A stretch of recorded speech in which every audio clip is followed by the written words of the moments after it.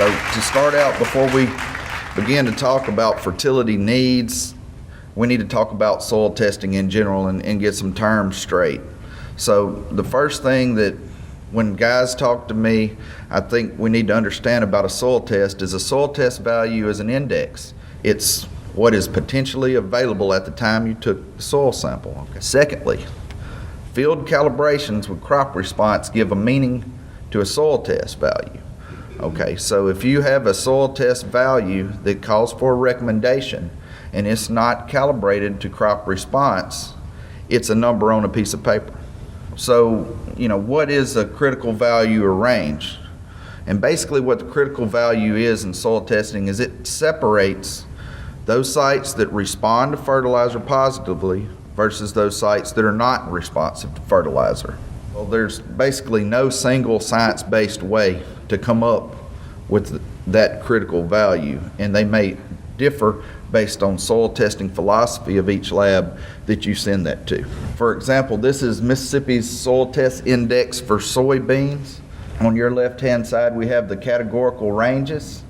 Across the top, we have CEC. In Mississippi, we do take into account the CEC of the soil when we make a soil test recommendation. And generally, in that medium level, we feel that there's a 50% chance that you may observe a response to fertilization. This particular set of indexes is for potash, and we'll spend most of our time talking about potash today. So, fertilization economics. A couple years ago, 2007, we fell on hard times. Fertilizer price went through the roof. Well, in 2012, in University of Arkansas's Extension Service for flood and furrow irrigated soybeans, fertilization with P&K resulted in 18% of the direct production budget. In Mississippi Extension Service budget for conventional soybeans and a Roundup or conventionally tilled soybeans in a Roundup ready system, that fertilizer budget was 10 to 24% of your total direct expense. So to break down that in a little further detail, this is a slide I borrowed from Dr. Slayton showing the University of Arkansas soil test recommendations. So basically what he alluded to me is most of the soil samples that come through the state of Arkansas soil testing laboratory test somewhere in this range below this box. And the most common recommendation generated by the Arkansas system is this one right here. So what does that look like for Mississippi? We have slightly different ranges of fertilizer application rates for both nutrients, and with that we have a slightly lower total fertilizer cost. So with these soil test indexes, and if we're properly correlated to crop response, we can give you some indication of an expected loss if you do not fertilize soybeans. On the left-hand side, we have those categorical ranges, and on the right-hand side, we have the expected yield loss and the Mississippi State fertilizer recommendation. This data suggests that if you're in the medium category, you're going to harvest 92 to 100% of your relative yield. Why is this important? This slide represents the nutrient requirement per bushel of soybean yield. Okay, we have N at 5.3 pounds per bushel, but we get most of that through the atmosphere. We don't have to worry about that large cost. If we had to pay for nitrogen for soybean production, we would not be producing soybeans in the Mid-South. Phosphorus, about half a pound per bushel. The big thing we're wanting to point out is potash, 2 pounds per bushel. So on a 70 bushel average yield, which most of our growers in the Delta region are able to consistently hit year in and year out now, we're removing a total of 141 pounds of potash per acre. What's very important is this 88 number. We're removing 88 pounds in the seed. So why is it important to Mississippi? Well, this slide shows the USDA's estimates of the fertilized acreage in Mississippi. For soybean, we're putting out 69. Why is that important? What's cotton doing in Mississippi? Cotton acreage is declining. we're moving our soybeans on that more highly productive land to try to reach that 100 bushel goal. Okay, based on USDA averages, we're already under fertilizing our soybeans based on average 65 bushel yield. So how do we go about solving this problem? You go about it through soil testing. You have routine soil testing. 3 years is the cycle that most people say. I think if we're in those highly productive situations, we may need to soil test a little sooner than 3 years. But we do know that soil test potash in the top 4 to 6 inches of the soil is an excellent predictor of soybean yield. So what does a properly correlated soil test look like?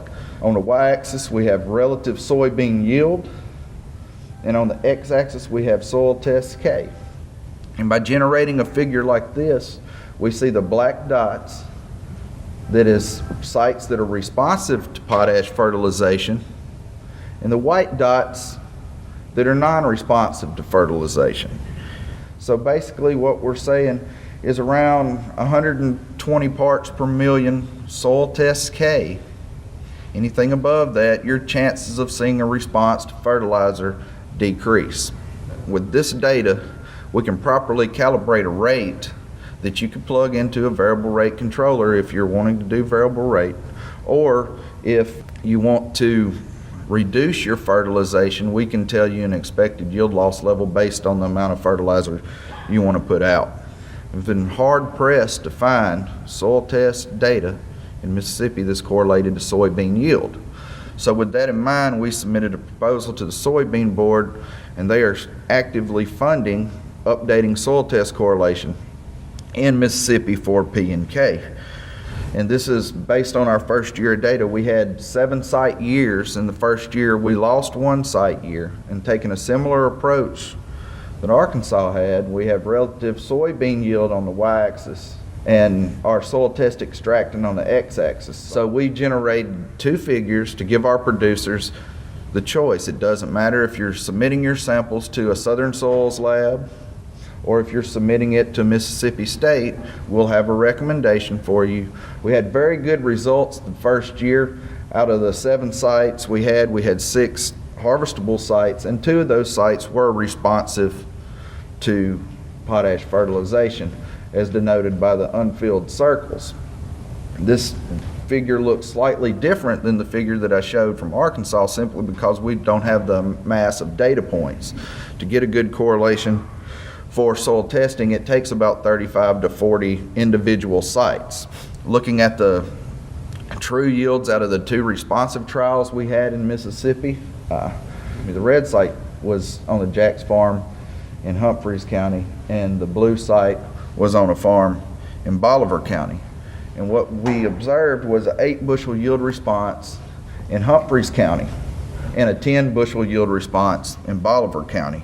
And both of those yield responses were topping out somewhere in that 120 pounds of K2O per acre range. So what does these numbers look like when we get on a highly developed soil test that has been continuously updated? This shows the total number of sites that tested in that level within the data set. 100% of sites that test in the low would respond to potash fertilization. If you come up to the higher portion of the low level, a 23% yield loss. And in the medium level, we're around 10% yield loss. But again, if you look at this responsive sites, we're still highly responsive to fertilization. If you look across the soil test K ranges, the relative yield decreases as soil test K decreases of the untreated control. So what you don't want to get into a situation is a situation where you're not applying fertilizer and you're getting down here.